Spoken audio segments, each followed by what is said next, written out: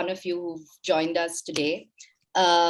We're very, very happy that we have such an amazing panel today to discuss a very important topic. We have with us Charu Sharma, who's going to be leading this panel discussion for us this morning. We also have Sharda Ugra, we have Snehal Pradhan, we have Namrata Parekh, and we have Arshi Yasin here with us. This is going to be an hour-long conversations on women's cricket and women's sport, and we really hope you enjoy these conversations and join us through this. Over to you, Charu. Thank you so much, Deepthi. I must apologize to everybody. I think we're starting a lot later than we wanted to because of my technological illiteracy, and I do beg your pardon. I hope that doesn't interfere with the rest of the session.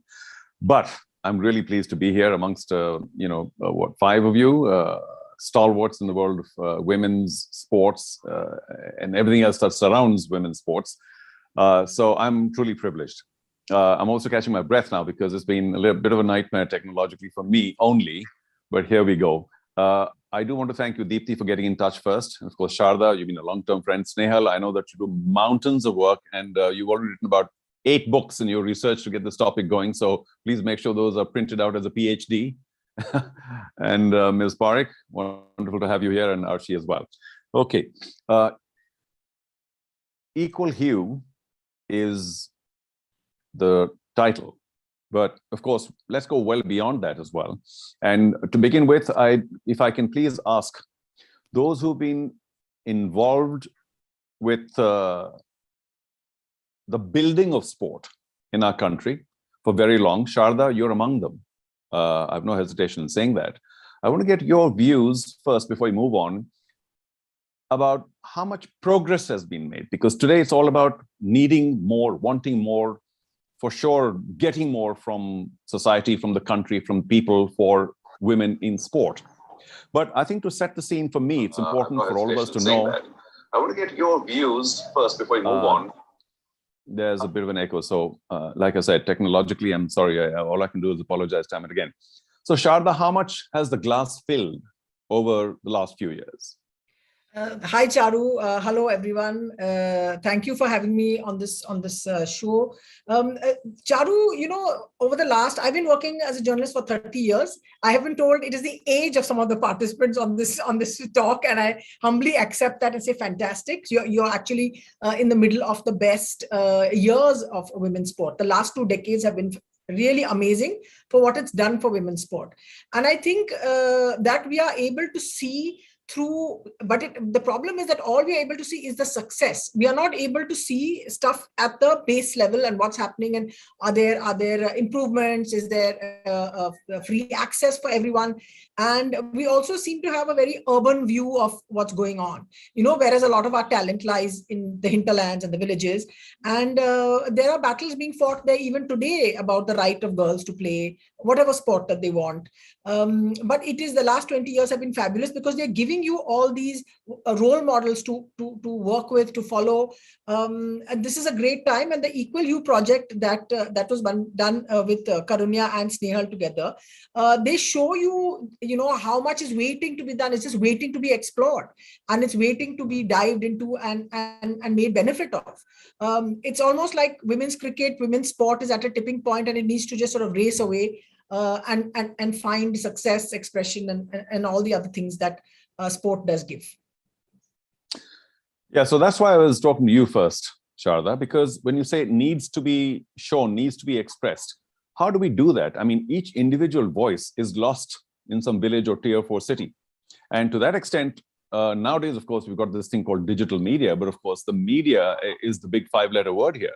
And if the media, in your opinion, Sharda, I'm going back to you for just one more time right now. Do you think the media has played a fair enough role here? Because especially the women in media, sorry about the pressure here, Sharda, are the women in media trying to give as much media to other women in sport as they do men? Or is that still a barrier? And so women in media, are they assisting this rise of visibility of women, not only at the highest level, but at every other level in sport? Or is that still also a problem? I think the percentage of women that are there in the media, is much smaller than you think. So even there are so many of us here. I'd say we're about, I don't know, 20% of the mainstream media editors and people that are there that do these things. There is coverage of women's sport in the media, but again, like male sport, to be honest, it's related primarily to success. It's related to achievement. It's related to medals. But as long as it's there, you have to then make sure that all kinds of media, not just women, men as well, are able to push into and get the governors of sport to respond to what are just things that are waiting to be done, decisions waiting to be taken. And I mean, not just for women, I think there is a massive shortage for all athletes, men and women, of enough game time every day of what to play. And cricket is an exception for the men. It's not an exception for the women because it's the same sort of pattern. There are not enough games and events and tournaments that fill our seasons with sport, and you're seeing that happen across all sport. So there is a certain bunching of all interest and everything towards the top, but not enough being done at the base level. And all media should be responsible in doing this. Yeah, well, that's what I was getting at. That it's not just for the women. I think there's this whole pyramidal structure for what is out in the open, and what is out in the open is through the media, various forms of the media now. So on one hand, we're dealing with two situations here. One, the visibility of everything that's going on downstream, at the grassroots level or whatever levels. The second, of course, is societal matters. Now, so we can discuss both because, there's never enough time to discuss such wonderful topics. But if we want to just get into the visibility angle first, and Sharda, you mentioned that, even for men, for anyone else, it's a pyramidal structure. Only the best get that kind of visibility. Here we are seeking more visibility or more mention of everything that's happening at the lowest level. It's always going to be very tough. And Deepti, I'm going to come to you now to try and give your opinion on this, because we can want, but what is the norm? Now, people struggling at various smaller levels, some small school in some small city, they may be having a wonderful program, but how do we get to know it? So, there is this natural lack of visibility for the lower level sport. Thank you, Charu. I think, Sharda has set the conversations very aptly for us. But if you look at just Indian sport in general, yes, there's a long way to go. But when you look at achievement in terms of medals, you actually see women doing really well with very, very little support and input, right? I'm really talking about the Olympic, Paralympic space. But I think what Karunya and Snehal did for, through this research on Equal Hue was completely mind-boggling to see how difficult it is for a young female cricketer to really make it to the top. And those research numbers and the data that came out were, like you rightly said, not just from a societal aspect, just from even sport performance and societal aspects. There's such a lovely coming together if, different brands or different organizations want to really come forward and support, because these are conversations going on for years. We're constantly trying to find out how to support girls, how to really, empower girls. If you look at the global sustainability development goals as well, you have gender equality, and you talk about women's empowerment. And then when you actually have to come back and support and give back, there are very, very, very few brands who really come out there and put themselves out there. But I think it would be great if Snehal can actually set some context on the research, how we went about it, and where we are today. And then, Namrata giving the context of how brands can come in. Charu, if you don't mind, I just feel that would really set context on that. I agree. And Snehal, just before you start, I'm a big fan of your writing, and I know that you're a very, very hardworking young lady. So I deep appreciation for everything you and Karunya have done with the report. So Snehal, I know also that most importantly, you've identified problems, and then also you've offered solutions. I think that's the best part, because identifying problems is the easy part. But the solutions that you've talked about, I'd be very interested to know, let's say, the top three, and we'll maybe get to Karunya for the next three, because otherwise, of course, we could be here for the next 3 days. Yeah, thanks so much, Charu. Let me try to set the context firstly of where I am. I'm currently in New Zealand, part of the ICC team that's covering the Women's World Cup, and to see the growth of the women's game from the last World Cup to this World Cup is tremendous. Because that last ODI World Cup in 2017 really changed things for women's cricket in India. Women's cricket has become mainstream and much well looked after at the top. But the pain of losing that World Cup final really prompted the three of us, Karunya, Siddhant Patnaik, and myself, to try and see what we can do for women's cricket in India. And through the guidance of the Sports Law and Policy Center, we were able to establish that the first step is really documenting the state of the game and setting a baseline, creating an information resource that anyone can use should they have the will and the capacity to improve things for women in India, for women in women's cricket in India. Since then, things have just gotten better on the women's cricket front. The team has reached the finals of the last T20 World Cup, where 86,174 people attended, the record for a women's game. And yet, there is so much that needs to be done. So in 2020, we published the Equal Hue report, which really documented where the gaps are and offered solutions, offered some general solutions as to what could be done by those who are interested in getting involved in women's cricket and improving the ecosystem. And I see this as a massive opportunity for anyone to get involved, because in my opinion, women's cricket is India's #2 sport after men's cricket, and I see them as two different sports. In terms of the following that women's cricket has, it can benefit from the men's cricket umbrella, so to speak, and yet it has its own identity, and so the chance for any kind of stakeholder to have a very separate and tangible impact. With this in mind, over the course of the last couple of years, we have been rolling out a number of initiatives.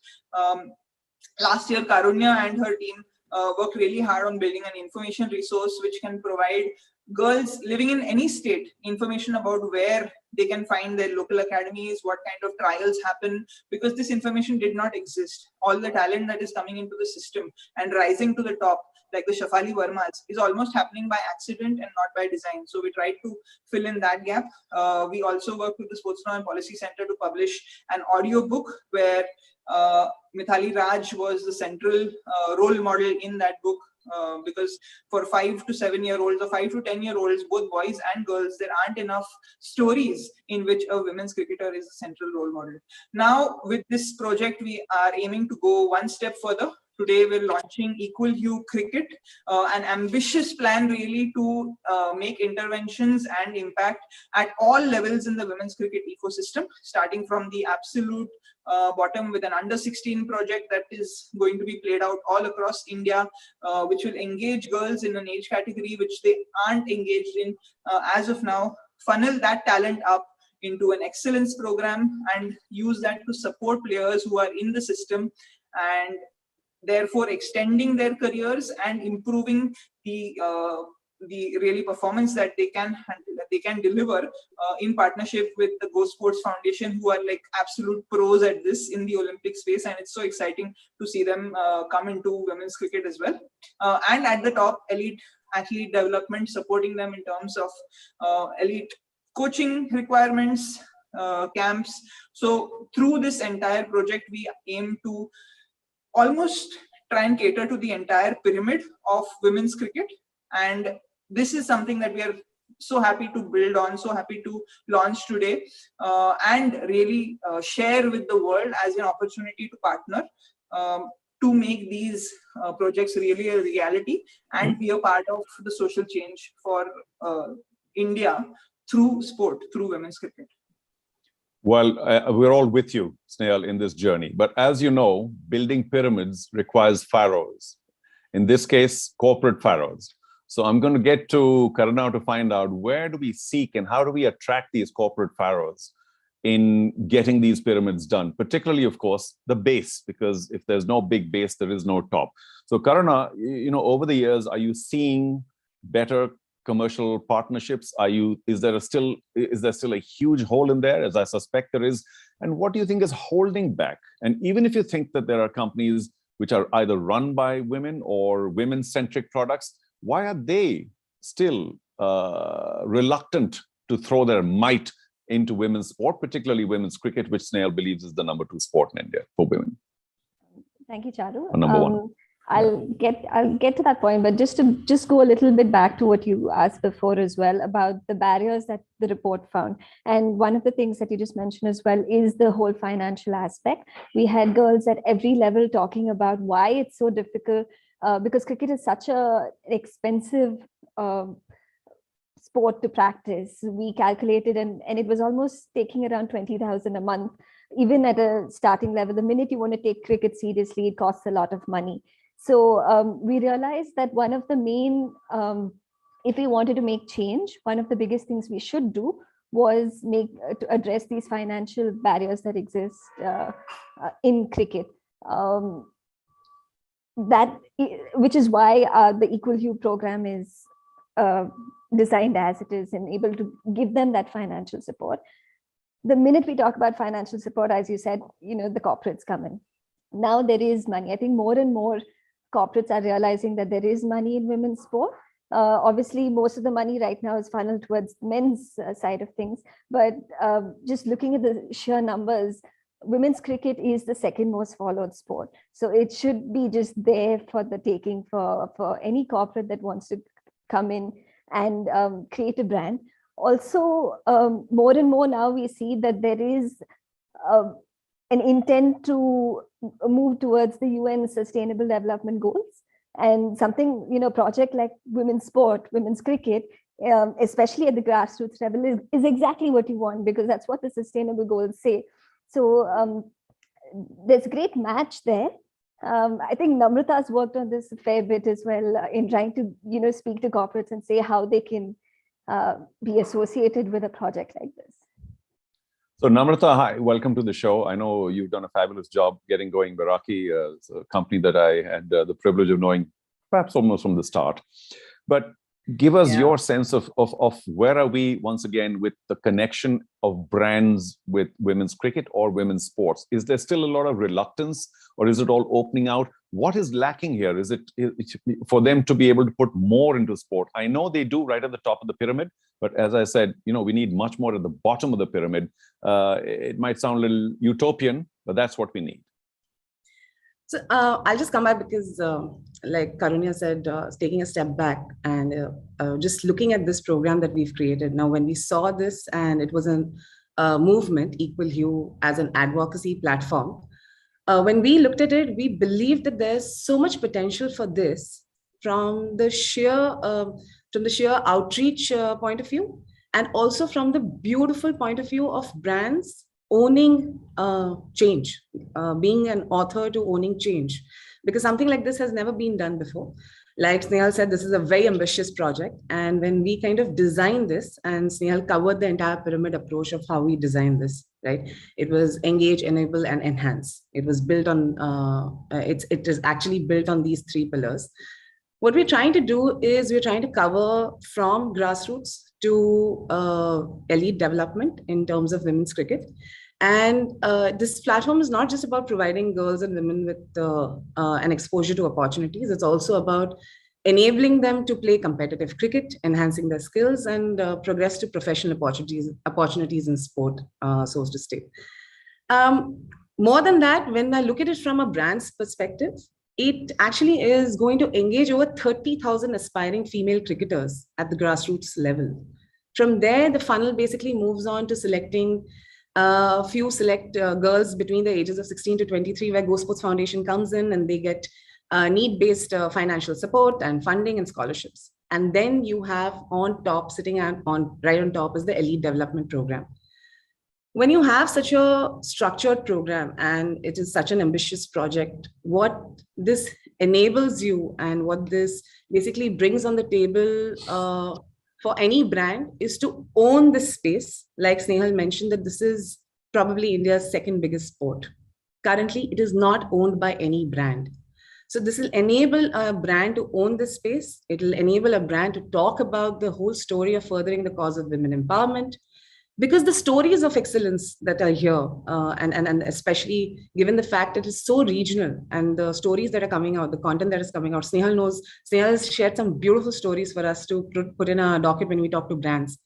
All of this, basically, the entire construct, the entire potential, the opportunity will allow organizations, institutions, and brands, like I mentioned before, to author change and enhance the narrative of women's cricket in the country. So this basically is driving both brand objectives from a point of view and allowing them to own sentiment victories. So essentially, this is what we are trying to do with the Equal You Cricket project, and this is how we built this. So there is something for everyone here. That is what the brand opportunity. A lot of hard work for sure. But Yes. I mean, are there any specifics available that you can share with us today? You know, whoever, either you, Namrata, Karunya, Arshi, you too, or Snehal, anyone, Deepti, what is the media spend right now, or say in the last 5-10 years, and what's the progress, what's the development on women's sport in particular? And then you take a little bite apart for women's cricket. Are there any numbers, and can they be shared, and are they rising? Arshi, I think you'll have that answer. Yeah, hi Charu. Definitely. So I represent the bridge here, and we talk about, generally this is what we do, that we talk about everything about sports other than mainstream cricket, and I feel that's why we are here. And yes, we have been covering the ongoing Women's World Cup as well to a larger capacity. And talking about media spends, yes, I'll come to the numbers. I have some points, some data points on the percentage of media spends towards women's cricket.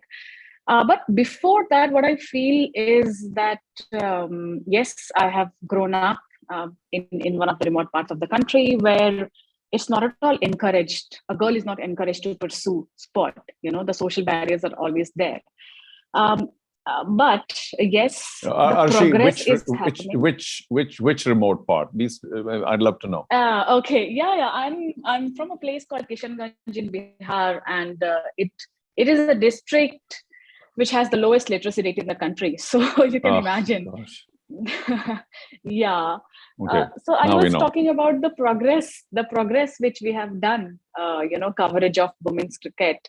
Yes, the numbers are on the rise. The interest of people, audience, stakeholders are on the increasing slope, but what I feel, and I would like to mention here this unapologetically, that let's not comfort ourselves with this slow growth.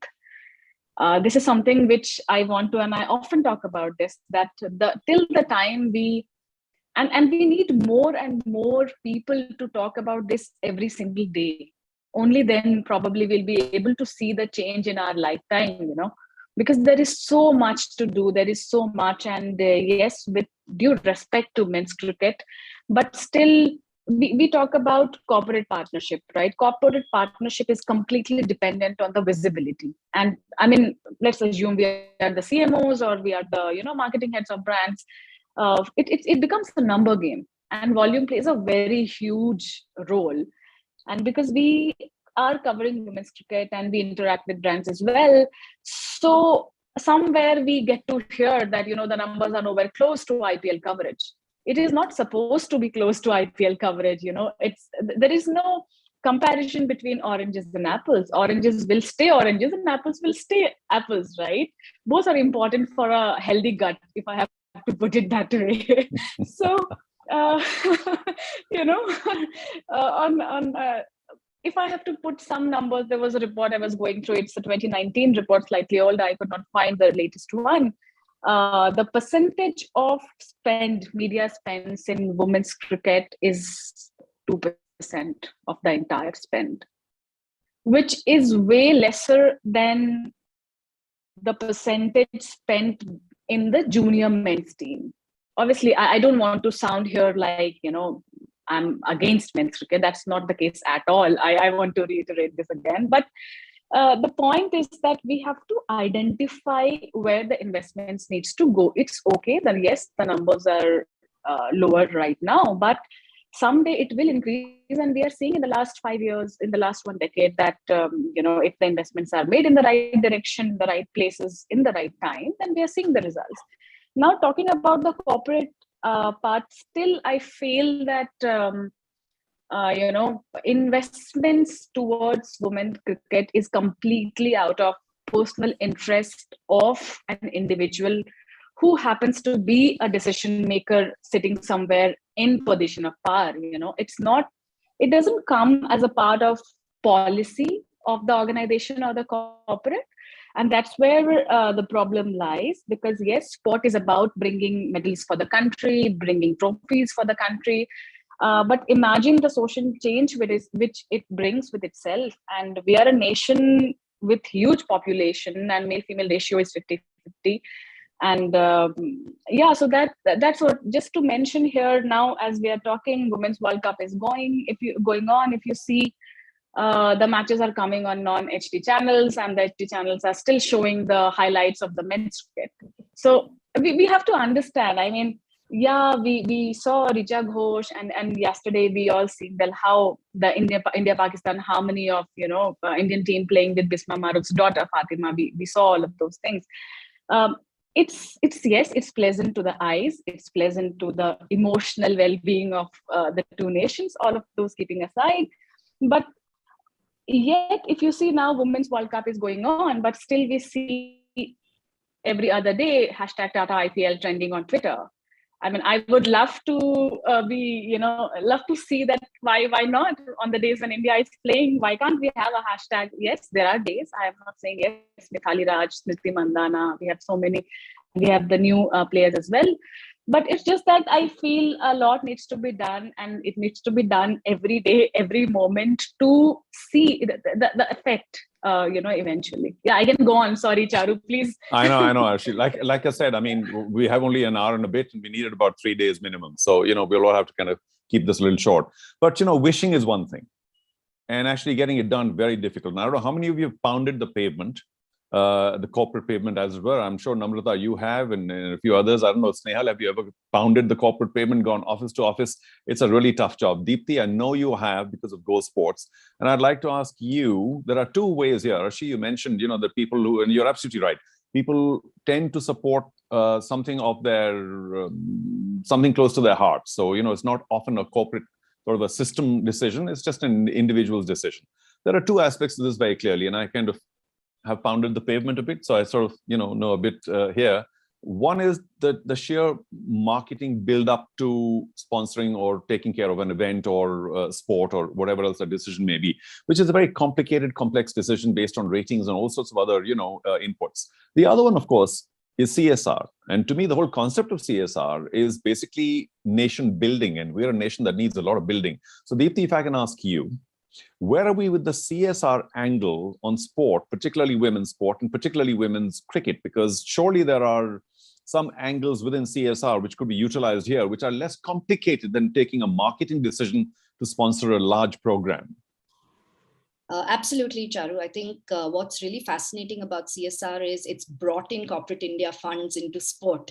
A large part of the results that you've actually seen over Tokyo or Rio as well has been because of corporate India. While you look at CSR, from 2013 to 2020, there was close to about 50,000 crores that came in as a pool of funds available to spend on CSR. Less than 1% actually came to sport. When I say sport, it's both men and women's sport.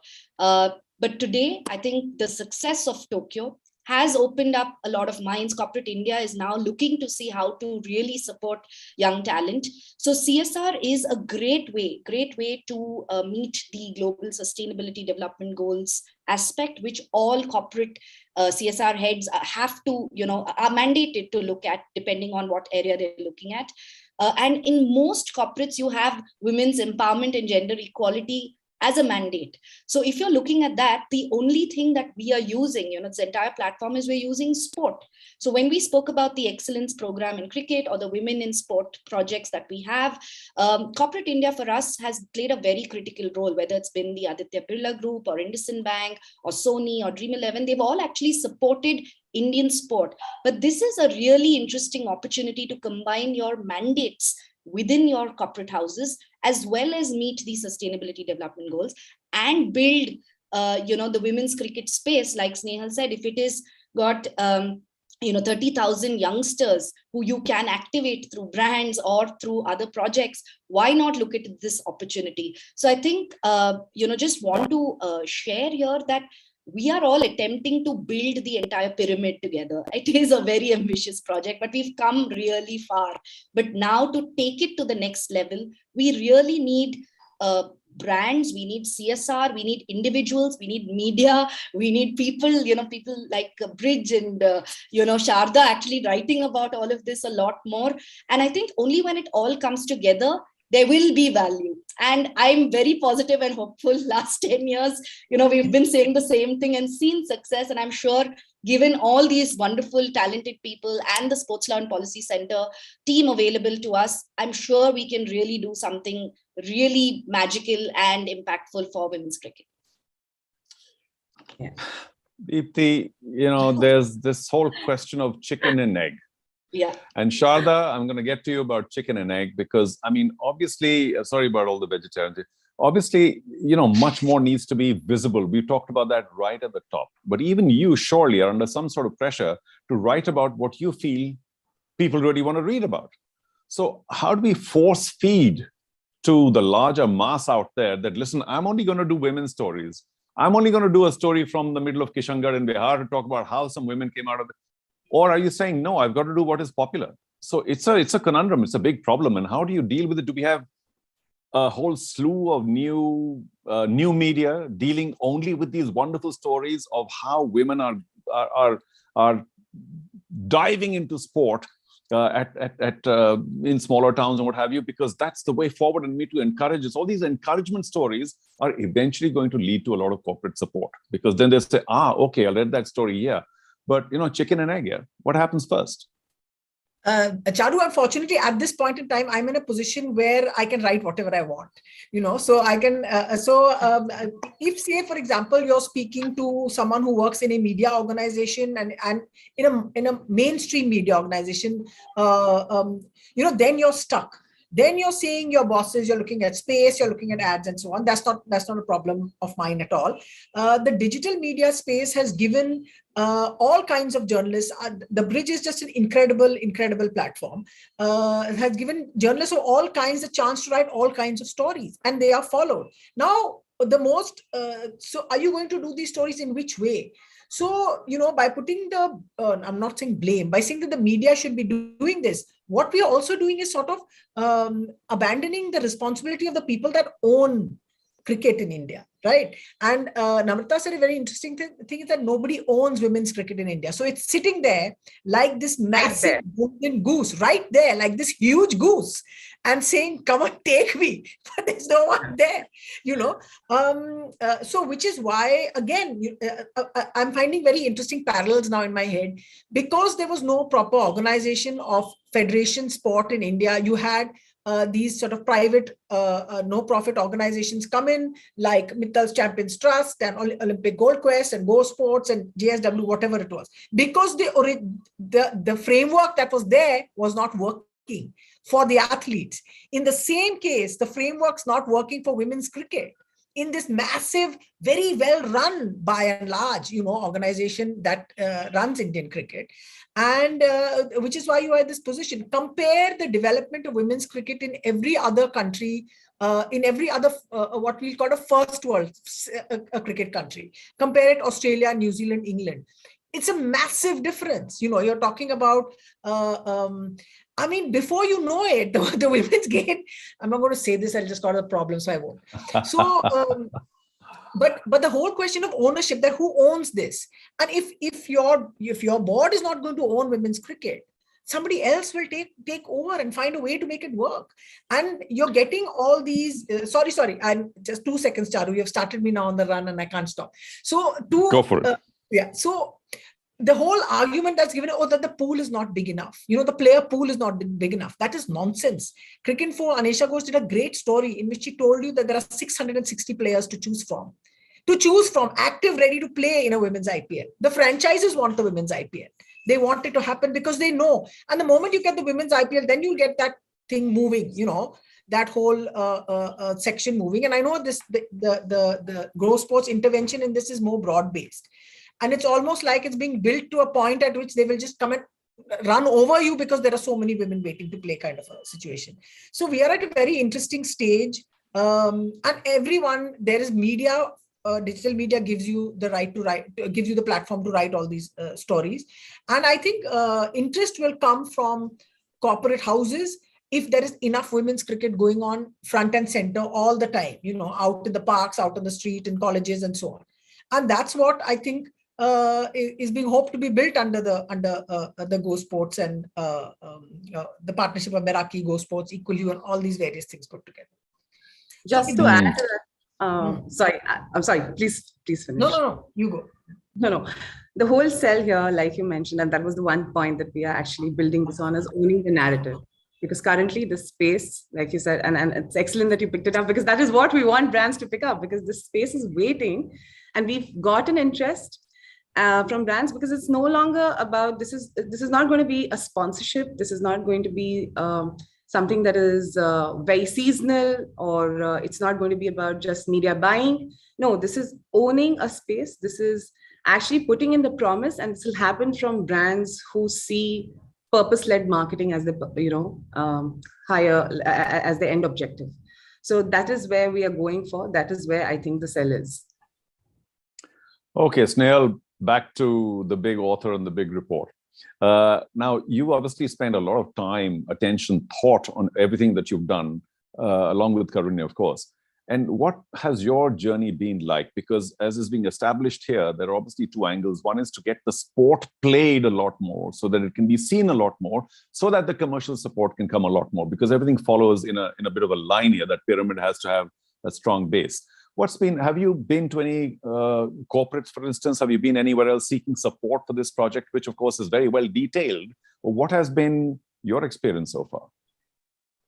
Firstly, I must say there's so many people involved in this project, in terms of the report and in terms of all the partners that we have together. There is no one big author of anything here, because it is a very collaborative effort. I'm so excited to be able to partner with someone like Meraki, someone like Go Sports, and similar to what kind of Go Sports and other organizations have provided to the Olympic ecosystem, where you have the government and these private bodies working together, is hopefully a vision of what we can provide to the cricketing ecosystem, where we have the board and these private initiatives. And I'm sure there will be multiple initiatives, not just the Equal You Cricket Initiative, working together to strengthen the entire ecosystem.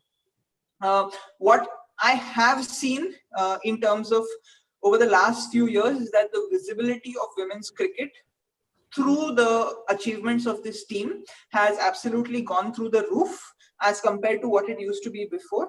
People like Sharda and Arshi have established, it is still not where it needs to be, and there are huge gaps in the system. I speak to support staff of other countries. I speak to coaches of other countries, these first world countries, so to speak, like the Englands and the Australias. And they are all scared of the day when India gets women's cricket right. Because the amount of talent that is coming through our teams, despite the lack of something like an under-16 national tournament, is astounding. Recently, we had Richa Ghosh become, 18-year-old Richa Ghosh become someone who scored the fastest 50 for India in 1 day. She wasn't even born when Mithali Raj made her debut. So these incredible stories, any partners who come in, any stakeholders who come in as supporters of this project and really owners of the narrative, like Namrata said, have an opportunity to own. And just thinking about it from, like you said, the corporate point of view. And I have been in these meetings, and I think those people are really excited to see a few things in this project. One is an end-to-end solution, where we are catering not just to one block, but all really steps in the pyramid. Secondly, this collaboration between multiple organizations and people who have track records of delivering results in terms of what a sponsor, a brand, or a CSR partner would like to see. And third, domain expertise in terms of people who are really steeped in the women's cricket ecosystem and understand what it takes to deliver the kinds of results that we are seeing. So if I'm like pounding the pavement and putting myself in a meeting with a prospective partner, I go in really believing that this is a tremendous opportunity for you guys. And if you don't take it, it's your loss. So, Snail, are you going to show us? Well, it is their loss. I mean, you know, any sporting effort not supported by the corporate or, you know, people at large is completely their loss. But of course, I'm biased. You know, sport has been my life. So, Snail, what have you been showing people? Are you going to show us a bit today?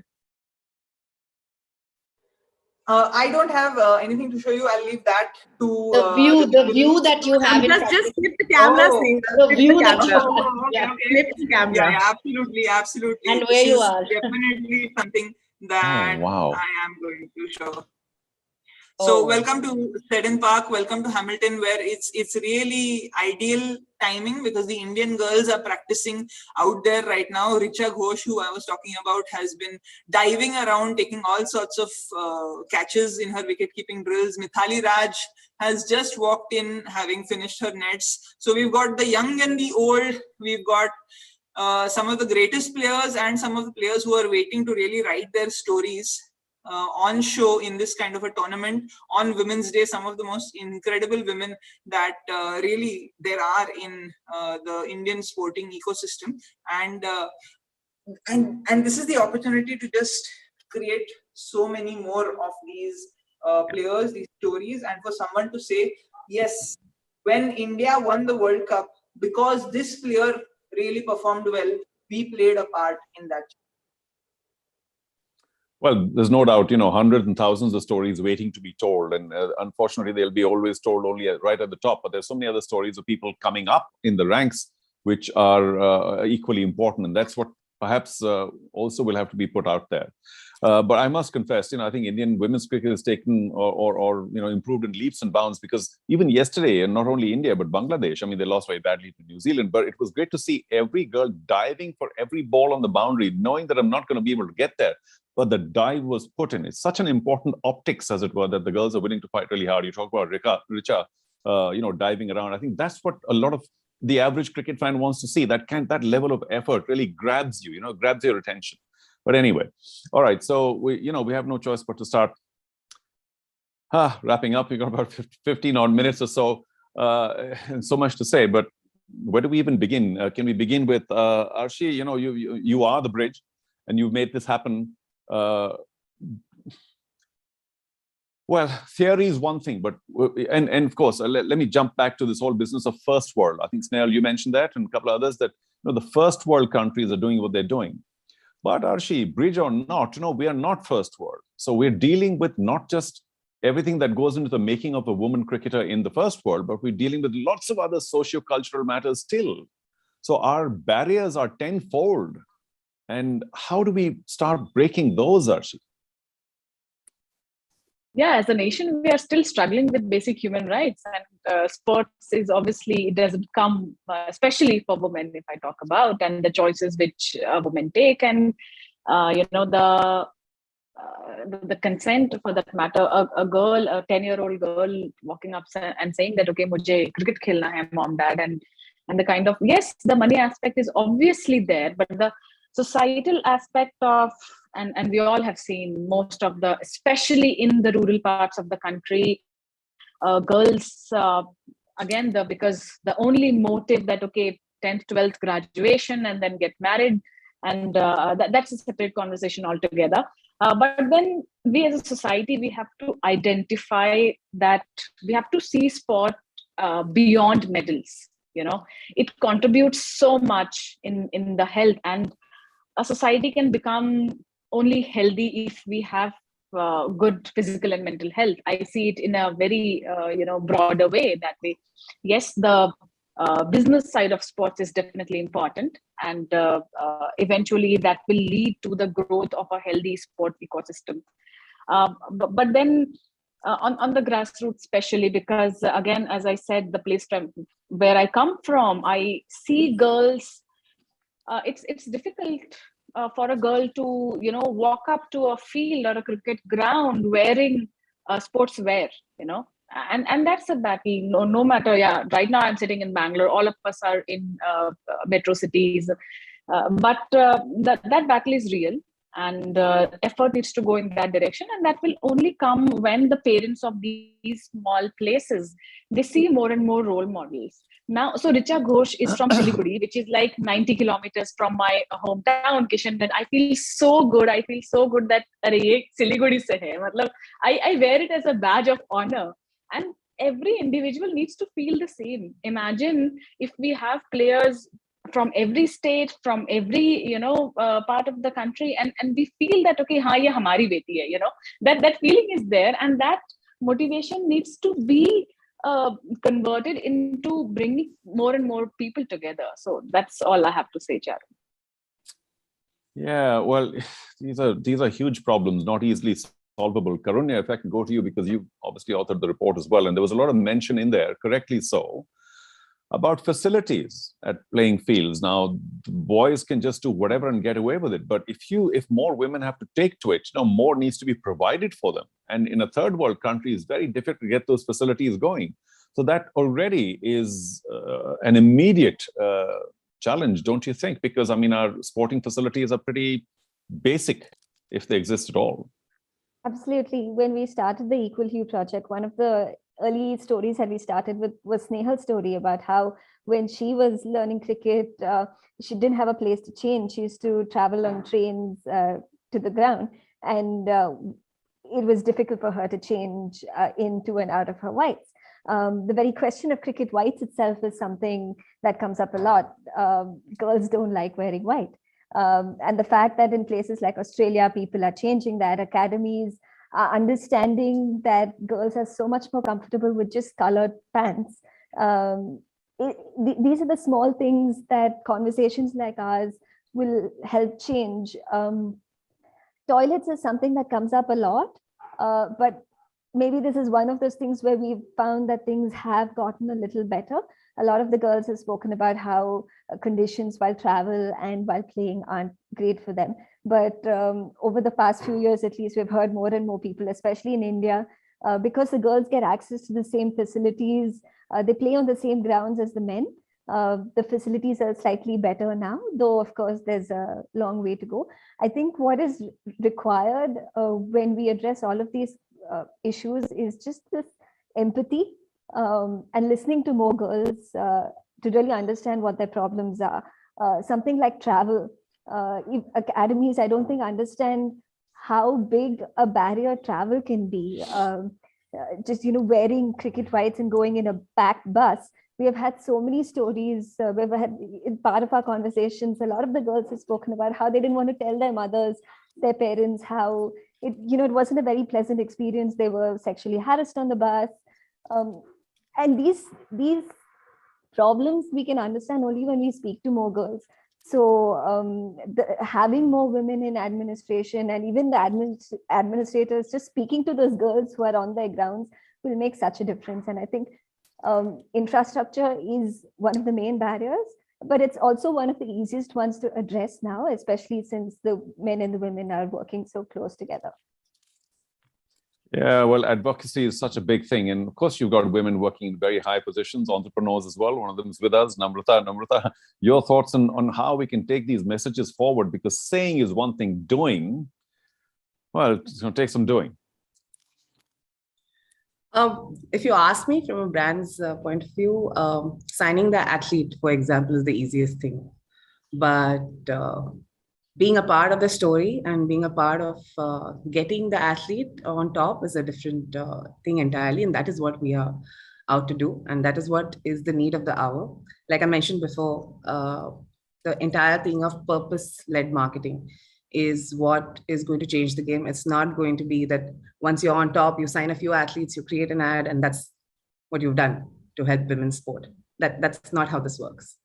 So that's all I have to say, that this has to be looked at from a very different lens, especially when you talk about brands. And it's not about CSR, this is actually about marketing spends in that way. Oh gosh, so much to do. Snehal, if you have 30 seconds, what message do you have for us? How do we take this forward? My 30 seconds will be that will be addressed to future partners and stakeholders in this project. The Equal Hue project provides an opportunity for one or multiple brands, corporates, or trusts to really step in and take advantage of this turnkey, almost end-to-end solution that we have designed, and use women's cricket as a vehicle for lasting social change at the bottom, to just take sport closer and closer to the lives of so many more girls, boys, and we know what a positive impact that has. And at the top, to help India become the best team that they can be, the Indian women's cricket team become the best team that they can be in the women's cricket space, and go on and hopefully win a World Cup. Maybe it happens right now, but maybe it happens with the partnership of everyone involved. So my appeal really would be to everyone who's listening to this, everyone who's watching this.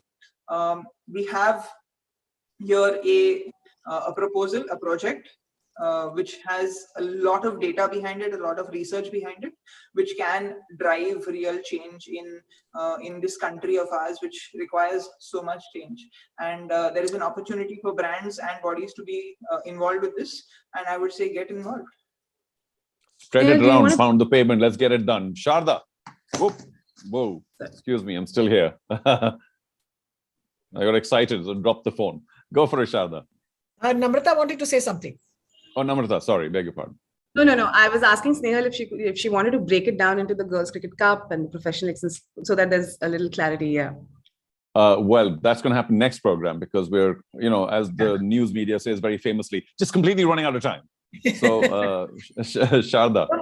I'm ceding my time to Snehal to just give us a really... oh, you're such a generous soul. Thank you. Snehal, back to you.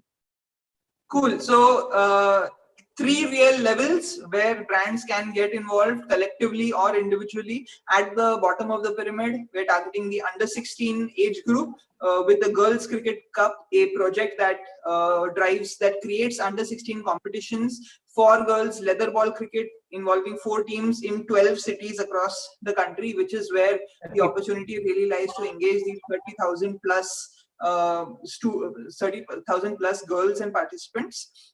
From there, students move into an excellence program. Talented girls move into an excellence program. The Girls Cricket Cup is really driven in partnership with Meraki.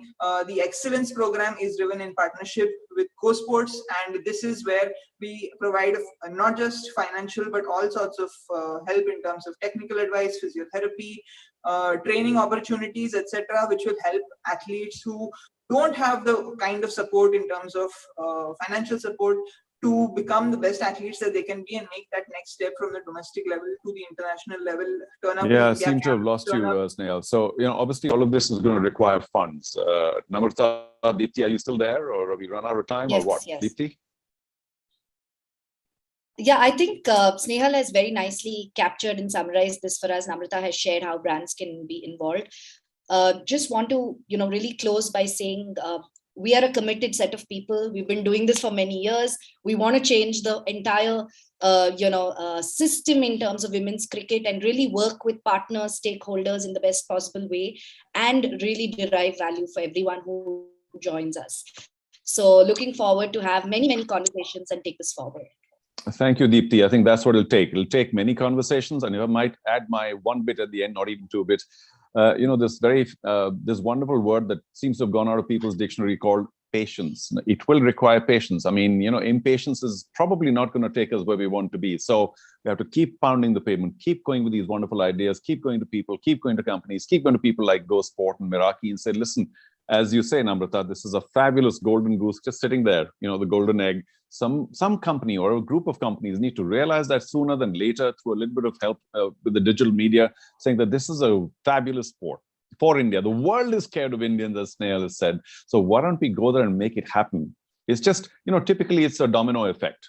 The first big support that comes to women's cricket in India, and of course to women's sport in a larger sense, is going to create the tsunami of women cricketers coming into the game and women's sports, just booming and blossoming. Look at our population, look at our width, look at our, variety. There's no doubt that women will continue to do very well in sport. They are at an individual level. And by the way, just for the record, in 2017, I was gutted. That was such a terrific opportunity till that Anya Shrub-Soul came and cleaned us up with her 6 for whatever it is. Snehal, oh gosh, we were so close. This one's going to be tougher because we're in New Zealand. Conditions are not ideal for Indian cricketers, but it'll be nice to see a good big effort. And through this whole World Cup, Snehal, I'm sure you're there, let's get as much out there in the social media as possible, or in digital media, or whatever the forms of media there are, because it's a wonderful opportunity. It's an apex tournament, and they're few and far between. So let's milk this World Cup for as much as is possible for others out there, the corporate India, to see that, oh boy, hang on, there's a lot of visibility, there's a lot of support, there's a lot of achievement, there's a lot of blood, sweat, and tears that's already gone into all of this. So to all you ladies, thank you so much for giving me this opportunity. I was, am, and will remain a very deeply committed fan of women's cricket and of women's sport, which, I'm not alone. There are millions of people out there. It's just that the funding, the attention, it'll come. And if I may close with my favorite word, patience, it'll happen. But thank you very much. Okay, Deepthi. Namrata. Thank you so much, Charu. Thank you so much for doing this. Welcome. For us. Sharda, Karunya, Arshi, thank you. Thank you. Bye. Thank you so much. And Sharda, thanks for your generosity for giving your time over. All right. Anytime. Bye, guys. And Arshi for the platform. Thank you. Thank you. Thank you. Thank you, everybody. Thank you. Yeah. Bye. Have a good day. Thank you. Bye. Bye. Guys, bye.